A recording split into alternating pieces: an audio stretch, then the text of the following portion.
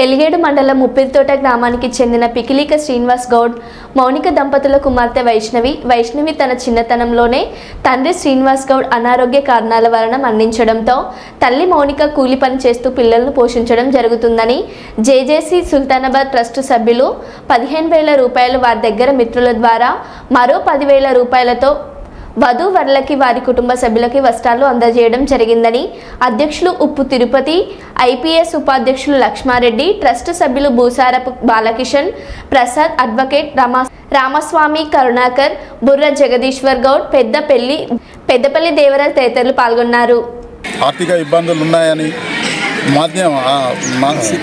పత్రికల ద్వారా తెలుసుకొని మా సుల్తానాబాద్ బాల్యమిత్రుల ట్రస్ట్ ద్వారా వారికి ఆర్థికంగా చేయూతనివ్వాలనే ఉద్దేశంతో మా ట్రస్ట్ తరఫున ఒక 15,000 రూపాయలు, అదేవిధంగా మా సభ్యులందరూ కలిసి ఒక 10,000 రూపాయల దాకా ఆర్థిక సాయం, అదేవిధంగా పెళ్లి కూతురుకు కుటుంబానికి బట్టలు కూడా ఇవ్వడం జరిగింది. దీంతోపాటు ఈ సుల్తానాబాద్లో ఏర్పాటు చేసినటువంటి 78, 79 ఎస్ఎస్సి విద్యార్థుల క్లాస్మేట్స్ ఈ ట్రస్ట్ ఏర్పాటు చేయడం జరిగింది. దాంట్లో భాగంగా చాలా సేవా కార్యక్రమాలు చేస్తున్నాము.